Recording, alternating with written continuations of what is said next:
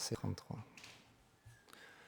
Om Namo Bhagavate Vasudevaya.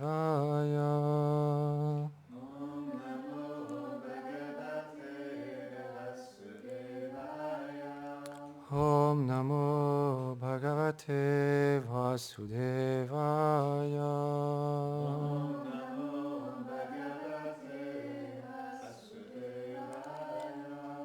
Om Namo Bhagavate Vasudevaya.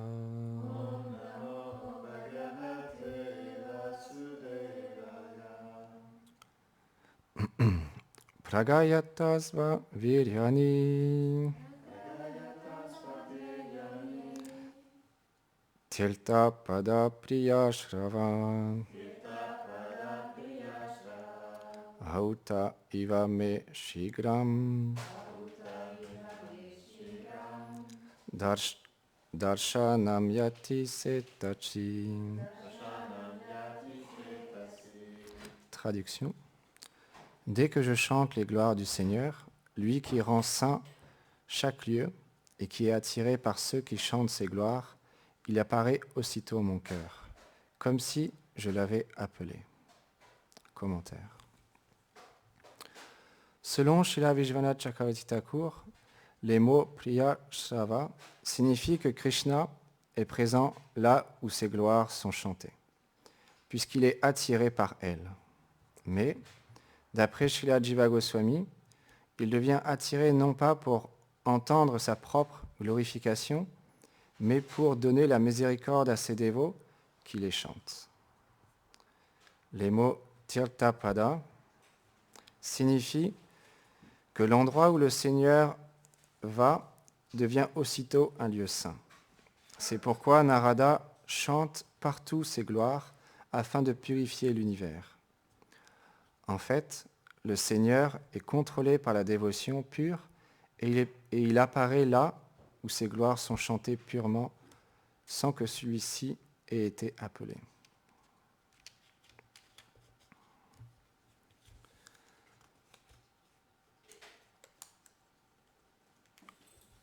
Om Aganati Mirandasya Gyanam Jaram Sharakaya Shakshu Militam Yena Tasme Shigurave Namaha. Namo Vishnu Padaya Krishna Prestaya Bhutare Shrimati Bhaktivedanta Swami Niti Namine Namaste Sarasvati Deve Gauravani Pracharine Nirvishesha Shunyavadi Pashyatya Deshatarine. Jai Shri Krishna Chaitanya Prabhu Nityananda Shri Advaita Gadadhar Shivasadi Gaura Bhaktavrinda. Hare Krishna Krishna Krishna Hare Hare Hare Rama Rama Rama Hare Hare. Vrindaye Tulasi Devyaye Priyaye Keshavasya Cha Krishna Bhakti Pratyadevi Satyavate Namo Namaha Vanchakarpatarubhyacha Kripa Sindhubhyaya Vacha Patitanam Pavanebhyo Vaishnavebhyo Namo Namaha. Donc j'implore la miséricorde de mon maître spirituel pour pouvoir parler aujourd'hui sur les gloires de Krishna, ainsi qu'à Govinda Maharaj et à toutes les dévotes et les dévots ici présents. Et un point, c'est intéressant dans le commentaire, Srila Jiva Goswami, il dit « Il devient attiré non pas pour entendre sa propre glorification, mais pour donner la miséricorde à ses dévots qui les chantent. » J'ai écouté une conférence justement où on continue en fait dans la rencontre des Vrajbasi avec Krishna à Kurukshetra. Donc on n'est pas encore là. Dans les conférences qu'il partage, là j'en suis à la 25e conférence. Et on est au moment en fait où Krishna, il est envoyé au Gurukul. Et c'est intéressant de voir qu'en fait le Seigneur suprême, bien qu'il est l'origine de toutes choses, bien qu'il connaît le passé, le présent, le futur, et il est la connaissance originelle, il montre l'exemple, en fait, l'importance de prendre refuge d'un maître spirituel et de le servir. Et en fait, à ce moment-là, Krishna, on va juste récapituler un petit peu. On avait expliqué la dernière fois la rencontre, la discussion entre Nanda Maharaj et Vasudev à Mathura. Et à quel point c'était intense le départ de Nanda Maharaj de Mathura pour retourner à Vraj, parce que Krishna et Balaram devaient rester à Mathura. On avait expliqué les différentes raisons pourquoi Krishna il est resté à Mathura, il n'est pas revenu à Vrindavan avec son père Nanda Maharaj.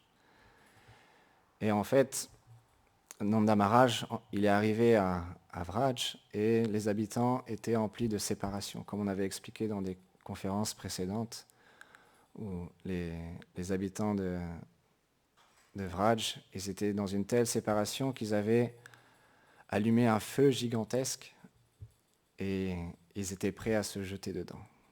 Parce que Nanda Maharaj, lui, quand il est arrivé à Vrindavan, il connaît le cœur des habitants de Vraj. Et il n'était pas revenu avec Krishna, donc il savait que ça allait être très difficile pour lui de regarder dans les yeux chaque habitant de Vrindavan, de Vraj. Donc il est descendu du char, il a baissé la tête et il a foncé dans sa chambre, il s'est enfermé pendant 3 jours, sans manger, sans boire.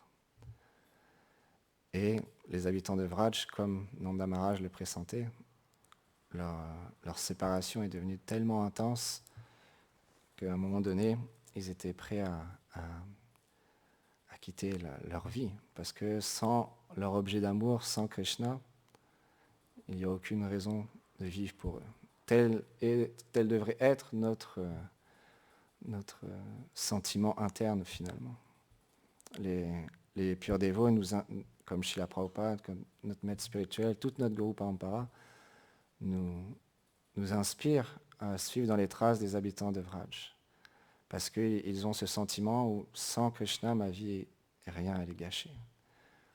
De la même manière, si on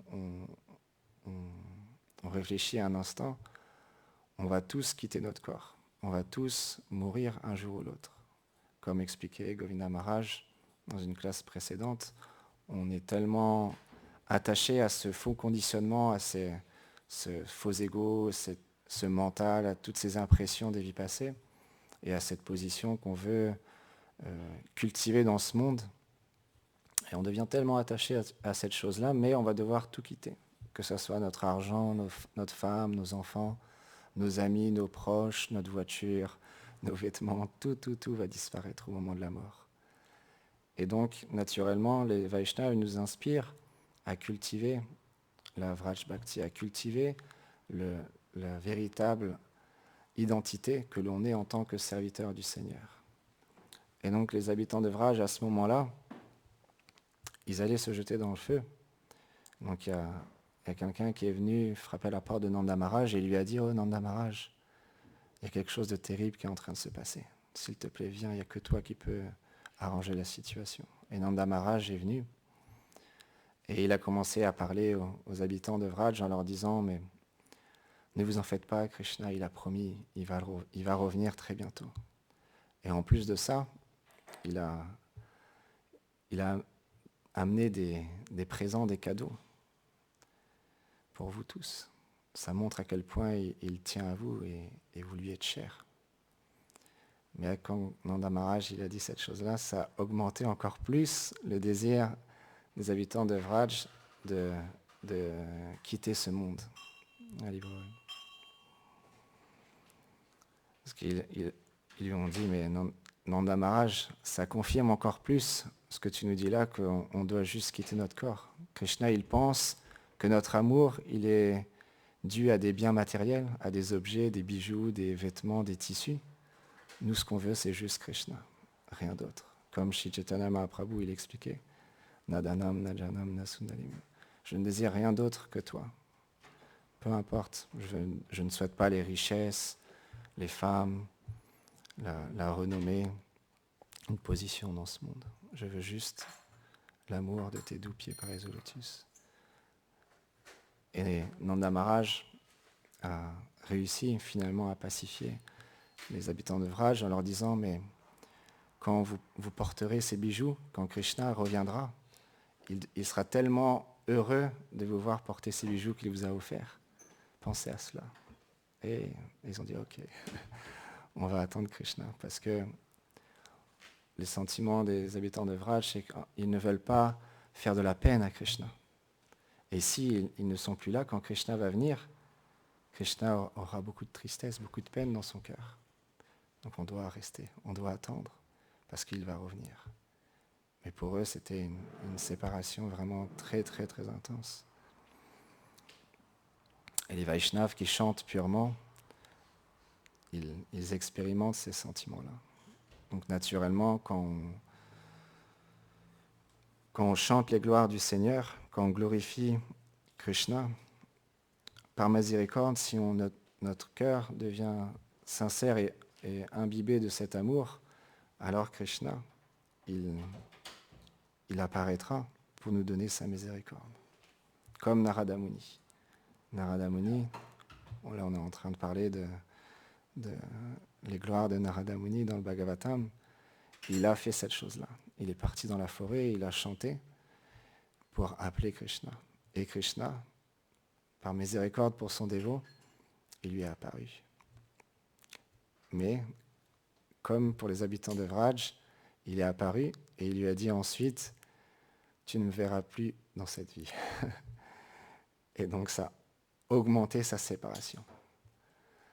Donc on peut voir que l'union et la séparation, c'est des choses qui sont très intenses et très présentes dans les dévots du Seigneur. Les Vaishnavas, ils pleurent pour obtenir la rencontre de Krishna, le darshan de Krishna. Et quand ils l'obtiennent, ensuite Krishna il repart et de nouveau il pleure pour obtenir la vision de Krishna. Donc c'est une dynamique qui est très, très puissante et très belle finalement. Donc ensuite, on va passer plusieurs étapes. En même temps, Krishna et Balaram étaient à Mathura, et donc Vasudev et Devaki. Donc à un moment donné, ils ont fait une cérémonie particulière, je ne me rappelle plus le nom, mais c'est une cérémonie très importante, à un moment donné dans l'enfance du fils en fait. Et donc les habitants de Mathura ont émis le désir, le souhait de faire cette cérémonie. Mais Krishna, parce qu'il connaît le cœur des habitants de Vraj, il a envoyé une lettre en fait à Nanda Maharaj en lui expliquant... Comment ça s'appelle ? Upayana. C'est pour donner le cordon sacré brahmanique. Parce que justement, comme on va l'expliquer, Krishna et Balaram, ils vont être envoyés au Gurukul. Et donc, ils vont être comme des brahmacharis. Et donc, quand Krishna il a entendu qu'il allait faire cette cérémonie, parce que c'est les parents qui font cette cérémonie-là, donc il a envoyé une lettre à Nanda Maharaj et à Mère Yashoda en lui expliquant que voilà, je suis maintenant à Mathura et il va avoir lieu cette cérémonie-là, mais ne vous en faites pas, vous pouvez faire en même temps cette cérémonie-là parce que je suis présent aussi avec vous en ce moment. Et c'est vous, mes parents, c'est vous, ma famille, donc je souhaite que vous accomplissez cette cérémonie en même temps. Et donc cette cérémonie a eu lieu à Mathura et à Vraj. Il n'avait pas dit qu'il voulait que les pâtres de Vrindavan reçoivent aussi le cordon à travers Maharaj partage que... Donc il y a différentes explications aussi. Donc, c'est expliqué que les pâtres, Krishna avait demandé aux pâtres de Vraj qu'ils reçoivent aussi cette cérémonie, donc le cordon brahmanique, pour ce divertissement précis. Krishna a dit à Nanda Maharaj, comme je ne serai pas présent, tu peux offrir cette cérémonie à tous mes amis. Parce qu'ils ne sont pas différents de moi, à travers eux, je serai là et je pourrai recevoir de toi les cérémonies. Donc Yashwadulal Prabhu, il explique en fait, il a dit à Nanda Maharaj, comme je ne serai pas présent, tu peux faire cette cérémonie à travers mes amis et à travers eux, je serai présent. Donc il a accompli cette cérémonie. Et Vasudev a envoyé Krishna et Balaram au Gurukul. Mais à ce moment-là, en fait, il explique dans la conférence que Krishna, il aurait dû choisir comme gourou non pas Sandipani Muni, mais Vyasadeva, parce qu'il était le plus grand sage à cette époque, et naturellement, il aurait dû apprendre de lui. Mais parce que Krishna, il voulait goûter, et il voulait être dans une position de brahmachari et donc de disciple, pouvoir servir son gourou. Or, Vyasadeva, comme il est un dévot du Seigneur, il n'aurait jamais accepté que Krishna le serve de cette manière-là. Et donc, il a choisi d'aller dans l'école de Sandipani Muni. Et il me semble, si mes souvenirs sont bons, c'est que Sandipani Muni, il adore Shiva. Donc, voilà. Donc c'est pour ça qu'en fait, quand Krishna est arrivé aussi, il n'a pas reconnu Krishna et Balaram. Il les appelait celui au teint sombre et celui au teint blanc, ou on peut dire teint clair. Alors je suis désolé parce que les mots en français et les mots en anglais sont un peu différents parce que moi dans ma mémoire c'est une conférence que j'écoute en anglais. Donc le teint clair. Et donc Krishna et Balaram, ils étaient à l'école de Sandipani Muni avec d'autres garçons du même âge qu'eux. Et donc Sandipani Muni, il enseignait tous les différents arts, etc. Et ils accomplissaient différents services pour leur gourou, leur maître spirituel. Et par exemple, un jour, il pleuvait énormément ce jour-là, mais la femme de Sandipani Muni a appelé les garçons en leur disant qu'il n'y avait plus de bois pour faire du feu, pour pouvoir cuisiner. Et les garçons, malgré la pluie, sont allés dans la forêt. Et donc c'est expliqué dans cette conférence-là, il y a différentes versions. Et Krishna et Balaram, et Sudama Vipra et d'autres pâtres, à ce moment-là, ils cherchaient des branches. Et en fait, il s'est mis à pleuvoir. Après, une fois qu'il s'est mis à pleuvoir, ils tenaient les branches contre leur poitrine pour empêcher que la pluie tombe dessus. Et ils étaient comme ça dans la forêt. Et Sandipani Muni, quand il a entendu que sa femme les a envoyés dans la forêt, il a commencé à courir dans la forêt pour les retrouver. Parce qu'il était lui-même subjugué de la beauté de Krishna et Balaram. Et une autre fois, ils sont allés de porte en porte comme des brahmacharis pour demander l'oumoun aux gens pour récolter des céréales, des fruits, des légumes pour le Gurukul. Mais quand ils sont arrivés devant la porte, les amis de Krishna et Balaram lui ont dit non, c'est pas à vous de faire ça, vous n'avez pas à faire cette chose-là, vous êtes bien trop doux et trop précieux, merveilleux à nos yeux. On ne veut pas vous mettre dans cette position-là, c'est nous qui allons le faire. Et en fait, ils ont frappé aux portes et il explique qu'à ce moment-là, Krishna, il voyait les femmes qui ouvraient les portes, il pensait aux habitants de Vraj, en fait. Donc il ne les voyait pas non pas comme des mères, comme des brahmacharis devraient voir des femmes, mais il pensait aux gopis de Vraj. Et donc après, un jour, Sandipani Muni, on lui a posé la question, mais qui sont vos meilleurs disciples? Et il a dit celui au teint sombre et celui au teint clair. Et la femme de Sandipani Muni a été un peu surprise parce que elle a dit à son mari, mais en fait, je ne les vois jamais te servir. Pourquoi tu dis que c'est eux qui sont tes disciples les plus chers, les disciples les plus intimes? Et c'est intéressant, Sandipani Muni, il a expliqué en fait, ils ont été élevés simplement en buvant du lait et leurs mains sont si fragiles, alors je ne souhaite pas qu'ils me servent. Mais j'ai observé de temps en temps, en fait, la nuit, quand tout le monde dort, là, ils accomplissent différents services pour moi, en fait. Et quand personne ne voit, ils accomplissent différents services aussi dans la journée. Il expliquait en fait ce principe-là du disciple, de non pas servir le maître spirituel en simplement dans un service qui est visible aux yeux de tous, et particulièrement au maître spirituel, mais servir comme Krishna et Balaram, dans une attitude où peu importe si on nous voit faire tel ou tel service, simplement dans le désir de faire plaisir au maître spirituel, de faire plaisir au couple divin. Et il partage une histoire un jour, il y avait un maître spirituel avec son disciple, et ce disciple-là, il était assez intense, et il causait beaucoup de problèmes en fait au sein de la communauté, de l'ashram, en disant différentes choses. Par exemple, il allait voir tout le monde en disant c'est mon maître spirituel, c'est lui le prochain acharya, et mon maître spirituel, c'est le meilleur, et ci et ça. Et donc il allait essayer de convaincre les autres, etc. Et il faisait beaucoup de problèmes comme ça. Et en fait, un jour, son maître spirituel, il lui a demandé de devenir son secrétaire personnel.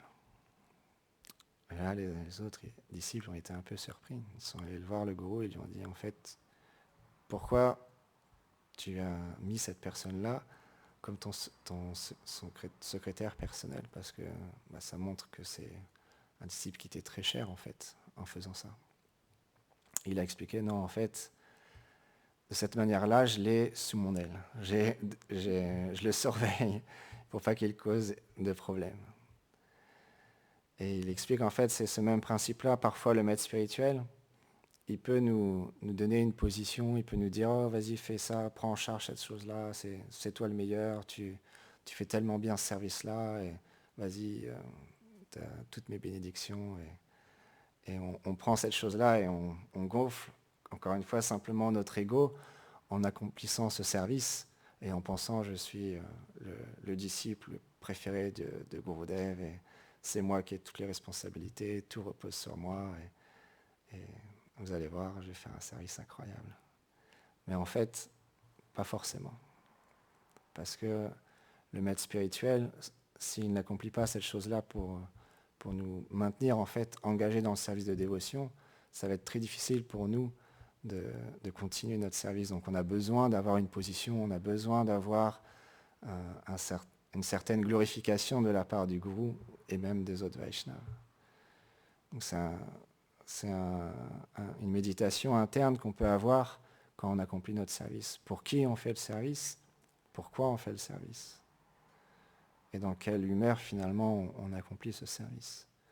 Est-ce que j'accomplis ce service pour gonfler mon faux ego, pour simplement obtenir une position dans l'institution, dans l'ashram, ou même dans le foyer? Ça peut être même dans le foyer, pour avoir le rôle de chef de famille, ou de la mère qui contrôle tout le foyer, et sans elle, le foyer ne peut pas tourner. C'est le même principe. Ou simplement on offre un service comme Krishna et Balaram, qui n'est pas visible aux yeux de tous, mais fait avec tellement d'amour et tellement de dévotion. Donc ça, c'est une question qu'on peut tous se poser, et on peut, comme Gurudev il expliquait l'autre jour, être introspectif. Parfois, il est important de se recentrer. On appelle yoga, se connecter à notre soi intérieur, à qui nous sommes, se rappeler qui nous sommes et ce pourquoi on est fait. Et de cette manière-là, on se recentre. Parce qu'on ne sait pas non plus qui est qui. Et nous-mêmes, on ne se connaît pas véritablement. On a une connaissance, certes, qui nous a été donnée, et ça, on est très fortuné. On ne peut pas mettre de mots sur notre bonne fortune. Parce que quand on obtient les Védas, quand on obtient le Srimad Bhagavatam, l'association des Vaishnavas, ça fait des millions et des millions, si on imagine, ça fait des millions et des millions d'existences qu'on a erré à travers différentes entités vivantes. On a obtenu tellement de corps différents, et là on a obtenu cette forme humaine qui nous permet de réaliser qu'on est différent du corps, qu'on est l'âme. Et là déjà, il y a une première base. On comprend qu'on est différent du corps, qu'on est une âme spirituelle. Donc déjà, quand on se recentre et qu'on se rappelle qu'on est une âme, souvent, quand on va dans la rue, on distribue des livres, par exemple.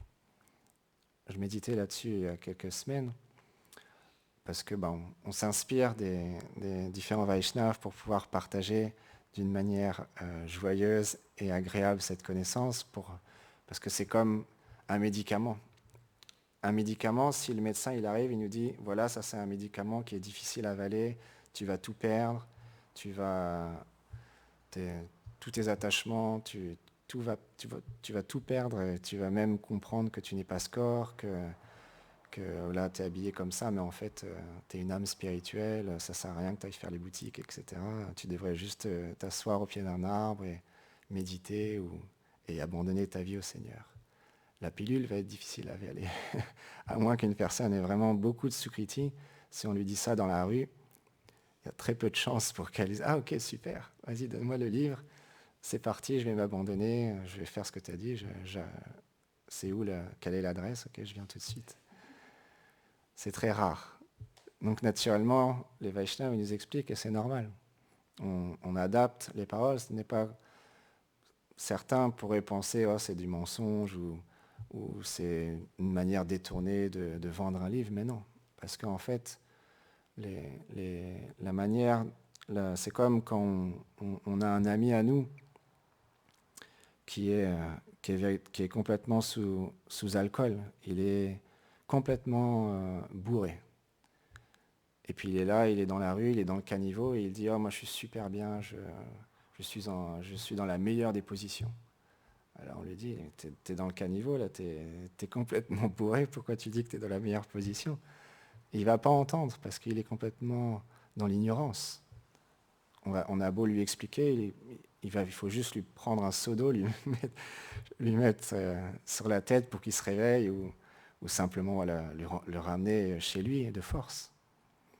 De la même manière, les personnes dans la rue, les personnes qui n'ont pas cette connexion avec le divin, avec le Seigneur, ils pensent être bien situés, mais tant qu'on pense qu'on est ce corps, on est mal situé.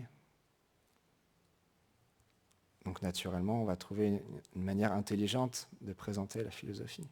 Donc, il y a un petit mantra très rapide qu'on dit souvent dans la rue, on dit « Oh, c'est un livre sur le yoga et la méditation et ça aide à diminuer le stress. » C'est une petite phrase courte qui est reprise à travers le monde entier. C'est pas moi qui l'ai inventé. Hein. Effectivement, la Bhagavad Gita, c'est un livre sur le yoga, sur la méditation, parce que c'est un livre, finalement, le but de la Bhagavad Gita, c'est de nous faire chanter le Mahamantra. Et le Mahamantra, c'est le chant par excellence qui nous aide à méditer. Et le stress, je méditais là-dessus, mais comment on peut expliquer le stress à travers la Bhagavad Gita? Et en fait, si on réalise qu'on est une âme spirituelle, qu'on n'est pas ce corps, alors naturellement, tout le stress disparaît. Toute l'anxiété qu'on peut avoir de penser « j'ai plus d'argent, je suis en difficulté, je souffre à cause de mon corps, je souffre à cause de ci, telle personne me fait du mal ». Mais à qui cette personne-là, par exemple, m'a insulté ou mon patron me manque de respect, mais à qui il manque de respect? À l'illusion, à ce corps. Il manque de respect à mon conditionnement, mais je ne suis pas ça. Et donc le stress disparaît. Donc cette phrase, elle est authentique, parce qu'elle présente parfaitement bien la Bhagavad Gita. Je ne sais plus pourquoi je disais tout ça.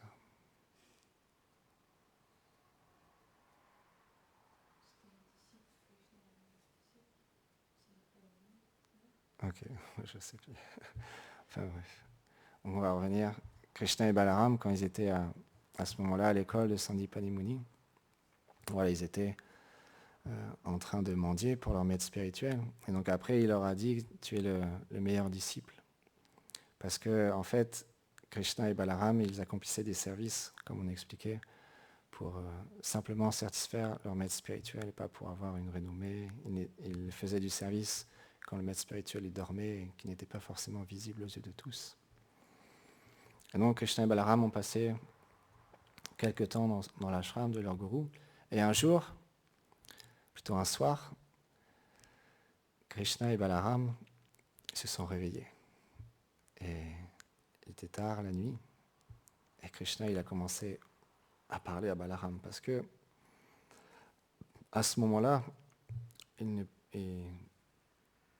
comme Krishna est la personne suprême, mais il a sa relation avec ses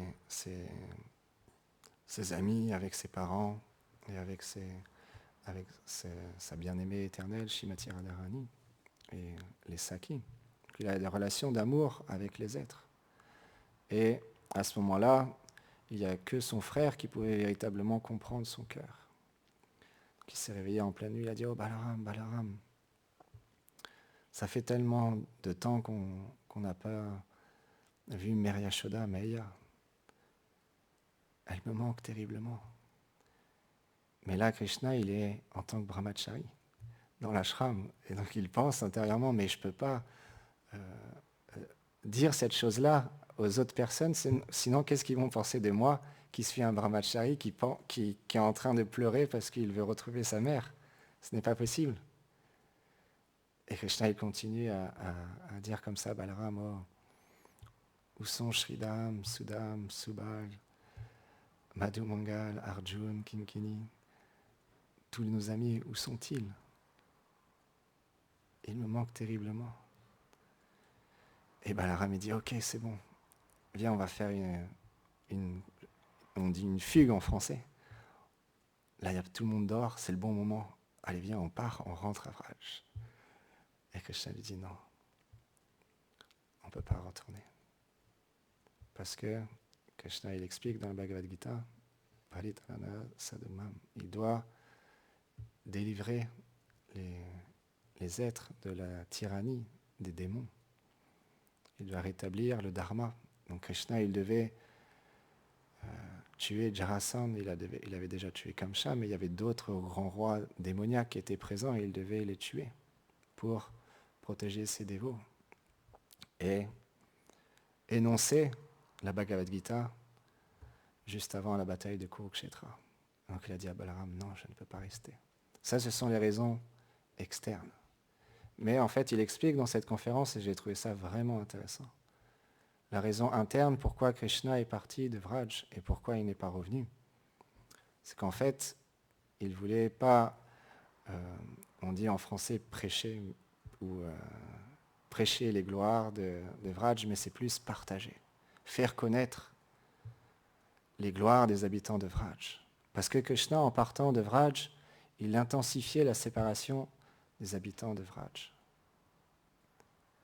Et il savait que dans le futur, il allait envoyer Uddhava pour amener un message aux habitants de Vraj et qu'en retour, il allait recevoir la vague, le tsunami d'amour qu'ont les habitants de Vraj pour Krishna. Et il allait lui-même en parler. Donc naturellement, en fait, Krishna, dans son cœur, lui, son plus grand désir n'était pas de tuer les démons ou de partager la Bhagavad Gita. Il était de faire connaître l'amour qu'ont les habitants de Vrindavan pour lui.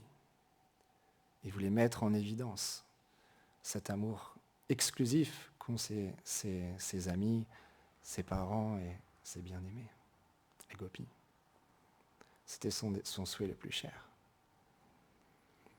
Et il expliquait, nous-mêmes, en fait, quand on accomplit différents services, on peut aussi cultiver cette même dynamique.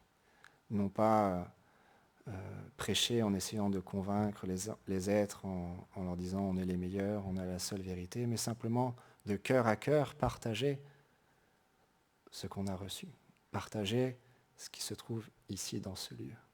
Parce que ici, c'est Vraj.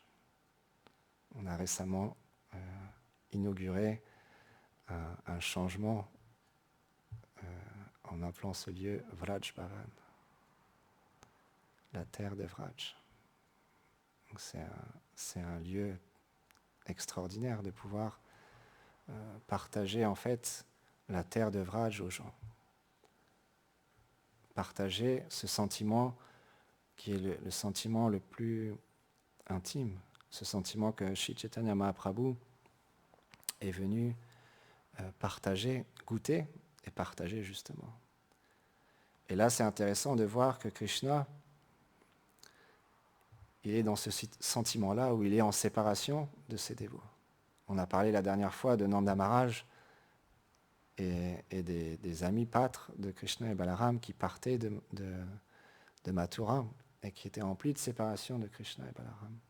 Et là, c'est Krishna et Balaram qui sont dans cette séparation de leurs amis, de leurs parents et de leurs compagnes éternelles. Amantes, on dit. Donc quand on chante les saints noms, quand on accomplit notre service, Gurudev, il partageait l'autre jour de toujours être accompagné du chant du Mahamantra. Parce que dans ce monde, comme expliquait Govinda Maharaj l'autre jour, on a fait ce choix de venir dans ce monde. On était dans cette région Tatasta Shakti, et on avait le choix d'aller dans le monde spirituel ou venir dans ce monde. Et on est venu dans ce monde. La plus grande partie des jivas sont en ce moment dans le monde spirituel. Et nous, on se retrouve dans ce monde. Bien qu'on est les plus infortunés, on est les plus fortunés en même temps. Parce qu'on a la grande fortune de pouvoir se reconnecter pour retrouver notre position. Et déjà dans cette vie, Srila Prabhupada, il expliquait, on peut déjà goûter la présence du Seigneur à travers le chant du Mahamantra. Parce qu'il n'est pas différent de son chant. Et même les habitants de Vraj, ils chantent les gloires du Seigneur. Et quand ils sont dans cette séparation de Krishna, ce n'est pas qu'ils restent assis en tailleur et qu'ils ne font rien de leur journée. Ils continuent à faire leur service en chantant les gloires du Seigneur, de Krishna, pardon. Et en se remémorant, oh, Krishna, il était présent ici. Il a joué de la flûte de cette manière-là. Il a gardé les vaches ici. Il a soulevé la colline Govardhan. Nanda Maharaj, quand Krishna n'était plus présent, il sortait de chez lui pour essayer d'oublier Krishna. Parce que chaque recoin de la pièce, il se rappelait, oh, Krishna, il a fait ça ici, Krishna, il a fait ça ici. Et donc, il sortait de cette maison pour atténuer sa séparation. Mais partout où il marchait, oh, Krishna, il jouait avec Balaram dans la Yamuna ici. Krishna, il marchait sur la colline Govardhan, il gardait les pâtres à cet endroit. Krishna a fait ça. Et donc, il se rappelait Krishna partout. De la même manière, quand on sort dans la rue ou quand on est dans le temple ou quand on travaille, quand on est à la maison, si par bonne fortune, on peut se rappeler de Krishna, alors notre vie deviendra un succès. À chaque instant, si on peut se rappeler de Krishna dans toutes nos activités, alors là, oui, comme on expliquait, c'est non pas le stress qui disparaîtra, mais c'est ananda, c'est la félicité qui viendra.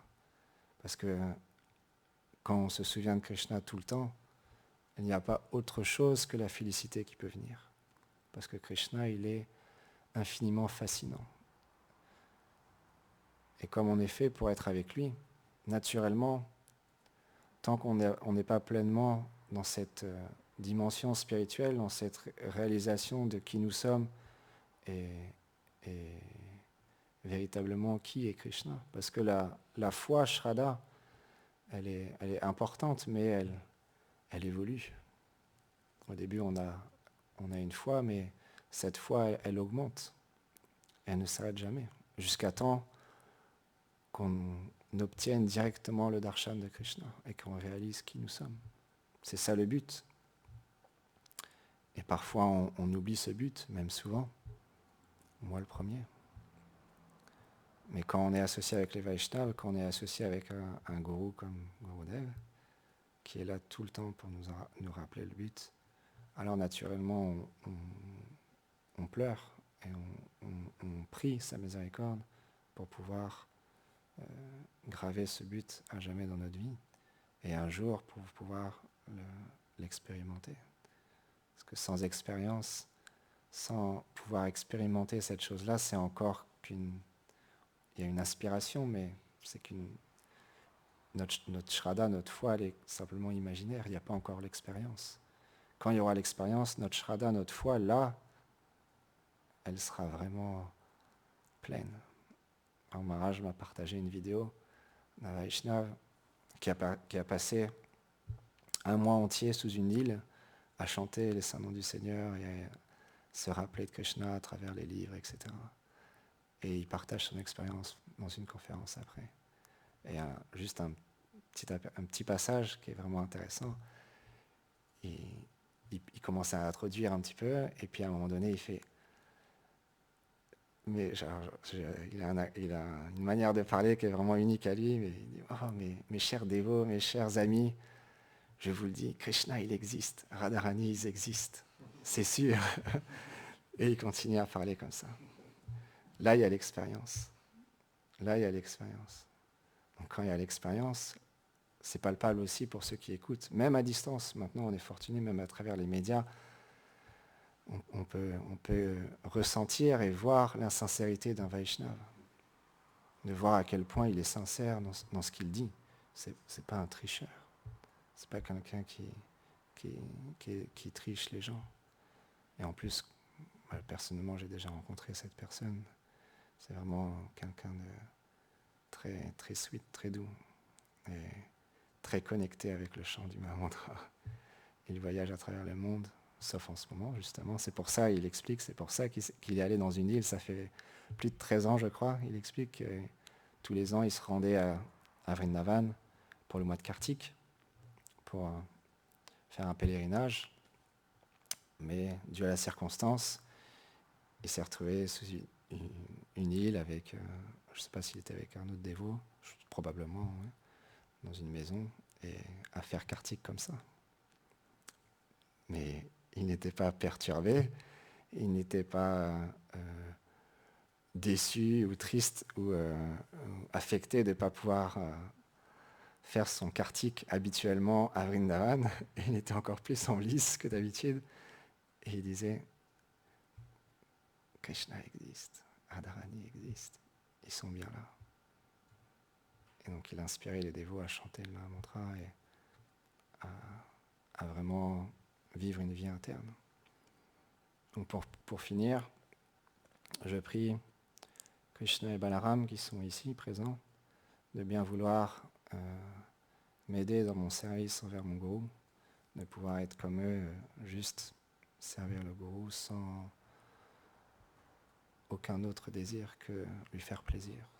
Un jour, il y a un Vaishnav, il expliquait que notre seule et unique motivation pour servir le maître spirituel, ça doit être de juste voir le maître spirituel sourire et être heureux de notre service. Gop, les Bonande, Hari Bol.